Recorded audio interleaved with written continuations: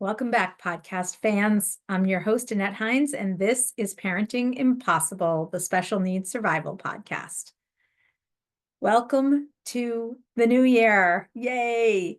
I'm so excited. I'm actually recording this in the new year, and I am very happy to be talking to you about how to make 2025 your best year ever.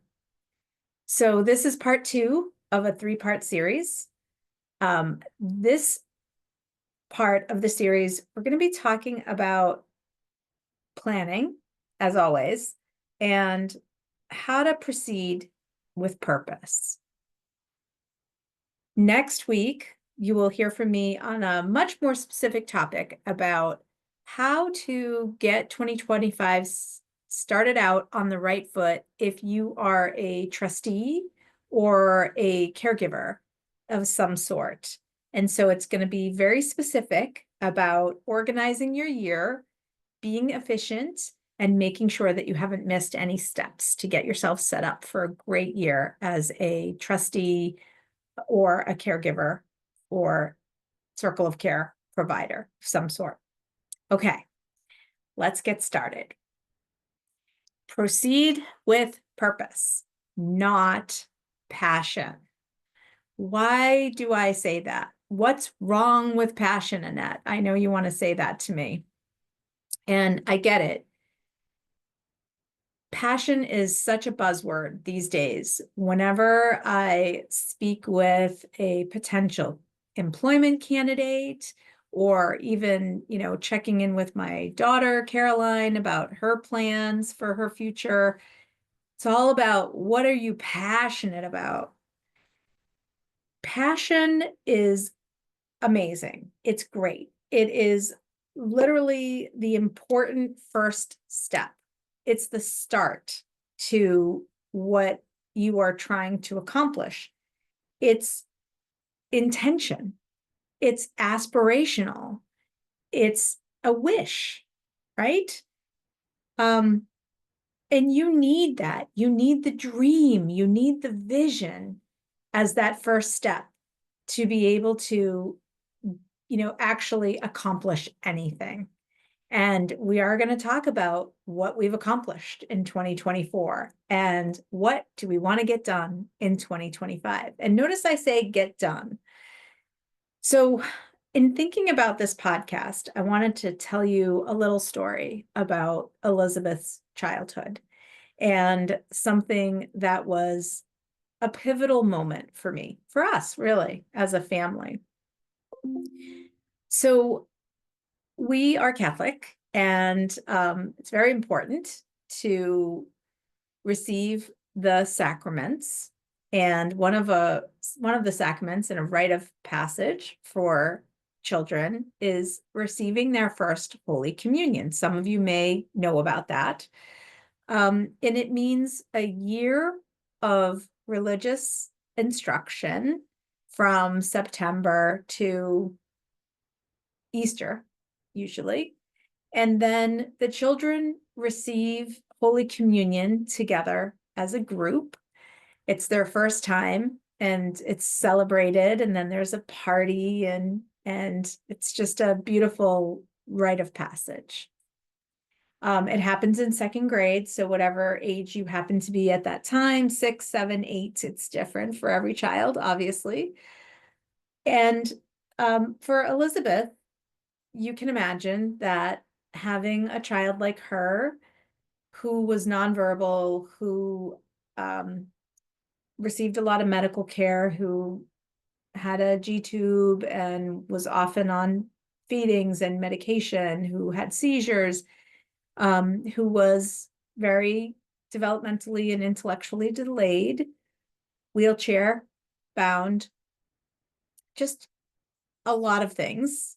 Having her participate in religious education was a challenge. So of course I signed up to be the teacher, because how else was this going to happen if I didn't do it? No other teacher was going to feel comfortable and confident in teaching her. And so I enjoyed my time as the religious ed teacher. We called it CCD. and did the same for Caroline as well when she was coming along. So after the ceremony, which was beautiful and lovely, I pushed Elizabeth down to the altar, and the priest standing in front of the steps up to the altar gave her her communion, and it was great. Then they wanted all the kids after the ceremony to take a picture together. And if you know anything about Catholic churches, the altar stands up high. You know, the priest is above us. And so there were quite a few steps up to the altar. The photographer gathered all the kids around and had them all sitting on the steps. Well, a child in a wheelchair who has no ability to sit up cannot sit on steps.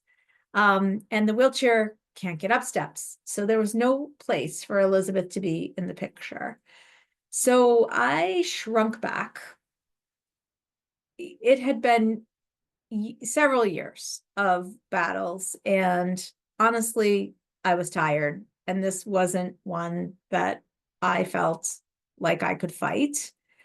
I particularly had a bad experience with trying to get Elizabeth signed up for brownies in our town. Do you remember brownies? Brownies is for Girl Scouts. It's the first foray into Girl Scouts for little ones. And that had happened earlier in the year. Tried to get her signed up for brownies. And because the brownies were organized as a once-a-month meeting that was happening, rotating at different families' homes month after month. Well, when I went to sign Elizabeth up for the brownies, which they had all the signups at the library, I find this out and I said, oh, geez, that's not going to work for Elizabeth. Most people's homes are not handicap accessible. You know, is it possible to move the brownie meetings to a local school or to the library where Elizabeth can get in with her wheelchair? And I was not only met with a no, I was met with a horrified no. That wasn't happening. And there were so many repercussions from that. I can't even like go into it and go on because it's ludicrous. But imagine just being told, no, your disabled child, wheelchair bound child, and I know people don't like the word wheelchair bound, wheelchair user child, cannot participate due to her disability. So that's a no. So I was still smarting from that and other things that had happened and the battles that I had to fight. I really was tired and had to pick and choose. And having Elizabeth in this picture was not something I was up for. It was already an exhausting day trying to get Elizabeth everywhere she needed to be. When the kids did their little march, after the ceremony, they marched down the front steps down to the chapel, and Elizabeth cannot march down the front steps. So I already had to go out the back way and down the lift, which, you know, by the way, didn't always work. So I was praying heavily that day to God that the lift would work. So it was enough already. I was exhausted. So I just shrunk off to the side with Elizabeth and sat and waited. And Elizabeth, honest to God, she didn't know she was missing out on something. I knew, and I was heartbroken for her, but she didn't know. So a mom spoke up, somebody I didn't know very well, and said, hey, wait a minute. She noticed Elizabeth wasn't in the picture and said, no, that's not right. We need everybody to be in the picture. And I know you're cheering, right? I was too, like, yay, somebody finally like spoke up and noticed that we weren't in the picture. And they arranged the picture with all the kids kind of standing and Elizabeth, sort of to the side, but, in the picture with the group. And she was thrilled to be there with her friends. It was awesome. But now I want you to think about, as we talk about passion versus purpose, right? What does that mean? What does that look like? Can you just, before you get super excited that one person spoke up, can you think about, like, why didn't everybody speak up? I bet if you asked every person in that room at that time, if they thought that discrimination against people with disabilities was wrong, they would have been like, of course, yes, we want a world that everybody's included in. That's passion. That's the vision, right? That's aspirational. I mean, that's the dream. But how do you make that happen? There has to be intention behind it. There has to be purpose. There has to be a plan. What would it have looked like?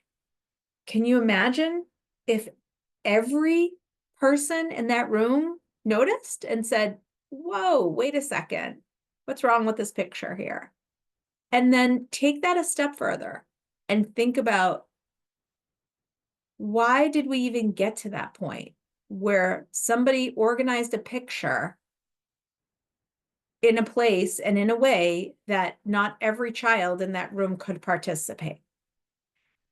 Planning for people like Elizabeth is really where purpose comes in. That's where the rubber hits the road. And that's the difference between passion and purpose. So I want to talk to you a little bit more about that today. It's a plan. Pure and simple. If you've been listening, my audience, that I love a plan. It is like wrapping yourself in a warm, cozy, comfy blanket. You feel safe. You feel like you're on solid ground, and it takes away uncertainty in life. There are things in life that we can't plan for, but most things we can. And we can alleviate anxiety and worry and concern by having a good plan in place for just about everything. Even when unexpected events happen, hospital stay, a denial of a claim or a support service, having a contingency plan can really make the difference in a happy, productive life and a life full of chaos. Last night, I was in my yoga class and the instructor was very good. Now, this is a very basic class because I am at a very basic level, but I started doing my exercising at night because my ADD runs rampant at night. And those of you with neurodiversity, you may know what I'm talking about. You may experience the same things. But at night, I can't shut my brain down. I can't stop thinking and worrying and stressing. And I just like pick through the threads of everything that happened that day and what's going to happen the next day, and so on and so on. But I have learned this year that exercise at night really hits that calming center of my brain and helps me stop picking at those threads. So the yoga teacher, yoga instructor last night said something that just hit me so perfectly. Practice brings about change. And this is back to this idea that I have been picking at for a while about proceeding with purpose. Proceeding with purpose is the same as practice. Practicing yoga. That's why they call it yoga practice, right? It brings about change. And she was talking about changes in your body, right? Changes in your level of strength, balance, your health overall. But also, for me, the exercise changes my mind. It brings about serenity and peace. And it just quiets my mind. Practice brings about change. Proceeding with purpose and a plan, not passion, brings about peace. It limits or eliminates the uncertainty in life and helps quiet down the crises that you have to manage. Now, I learned to listen to my body this year. And it's funny because I'm at an age, and I don't even want to tell you how old I am, but I'm feeling things now. I really am. And it's no fun, honestly. I want to be 20 again, but I want to be 20 with this brain and this level of experience. But I was thinking back, and I was so good at listening to Elizabeth's body and Caroline's body as a mom. I knew when they were hungry. I knew when something was wrong. I listened when they had a fever or when they complained about a headache or, were throwing up or had a stomach ache. As a mom, I didn't let any of that slide. I paid attention. But over the years, I stopped listening to myself and my own body. And I wonder if some of you can really identify with that, can really relate to that. So my goals in 2024 were not aspirational. I proceeded with purpose and a plan. And not everything was successful. If you listen to my podcast about going to Alaska, you will know that I had 3 attempts at overcoming the crippling fear of heights that I have. 2 of them I could not do, but I did get one of them done. And I am celebrating that win for sure. Now, since that time, I actually have been able to accomplish the second one. So recently, Mark and I were out in the Western North Carolina area, and we did some hiking in the mountains. And we went on a quote unquote easy hike with our dogs, because again, I am, hearing some things from my body I'm not so excited about. But there was a suspension bridge over a cavern, over like a canal. It wasn't very long, but it was a little bit high up, and this was something that I could not do when we were in Vancouver. There was a famous suspension bridge there, and it was very shaky. Suspension bridges, they move, they're on wires. It reminded me of the Shrek movie where they were trying to get over the suspension bridge to the castle, and Shrek is swinging it and Donkey's crying because he's so scared. Well, that's me. I have a crippling fear of heights. So I was able to go over this shorter and less high suspension bridge, but it was still terrifying for me. But I did it. And so that's 2 out of the 3 things that I really wanted to get done when I was in Alaska. The third thing that I could not do was just too scary for me. And that was the zip lining park, that the platforms, as you went up higher, they got shakier. And I couldn't complete the course. I didn't even get very far into it at all. But I did do the helicopter ride. So I'm going to say that one of the things that I accomplished in 2024, besides being able to go on that amazing lifetime trip to Alaska and saved for it and paid it all off, so it's not on my credit cards, was to be able to address this fear of heights that I have. I haven't completely overcome it or mastered it, but I made some great strides towards that. So yay for me. And I did that with a plan. I didn't just pop up and say, hey, I'm going to do this today. Except the suspension bridge in the hikes in the North Carolina mountains, I did not know was coming. So that was a little bit of a surprise. But I had a plan for how to get over it. Okay. Also, this year, as part of listening to my body, I addressed some major health issues that I was having. I got some new clinicians on board. I had quite a bit of testing done. I started some new treatment plans that are having an amazing impact on me. And I lost 43 pounds, which was almost 25% of my body weight. And I'm still losing. I'm still working on it. I still have a little ways to go. I feel amazing, honestly. So many things still hurt sometimes. And I can't do what I used to do when I was 20 and 25.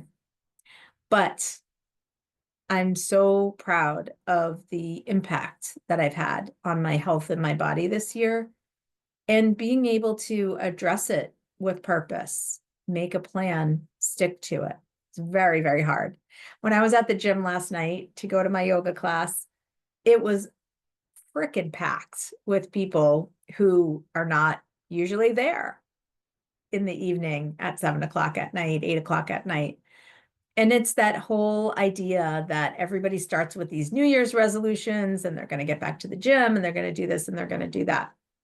And the second Friday of the month, I think, is called like Quitters Day or something like that, because so many people can't stick to it. Why do you think that is? Because they're aspirational. They have this idea that they're going to do XYZ, but they don't really have a plan that they can take action on. You cannot survive with passion alone and intentions alone. Again, you still need to have that vision. You still need to have that dream. I want to lose weight. I want to get healthier. I want to get fit. Of course. But how is that going to happen? So I don't want to sound, like I've got this all figured out, because I don't. But I am here to celebrate the things that I have gotten done in 2024 and to set new goals and new plans. So aspiration, and then the plan to go along with it for 2025. I could not be more excited. I'll tell you some of the things that I have coming up. You'll hear more about it later, but I'm finally getting my second book published. I am finally going to do a TED Talk. Very excited about that. I'm starting to get booked on bigger and bigger stages for delivering some important messages that are truly meaningful to me and that are helping other people. I restructured my business in 2024, and there's so many exciting things going on business-wise in 2025. I could go on, but I won't. If there's anything that I can do to help you get on the right path, I'm here for you. I would love to hear from you and tell me what you're working on. How do you proceed with purpose? What does that mean to you? What one thing are you making a plan for so that you can get your aspirational vision accomplished this year? And it doesn't have to be huge. It can be a small, intermittent change. Remember what the yoga instructor said. Practice brings change. That's the most important thing. Take the steps, take the steps, take the steps. All good things to you in 2025. See you next week.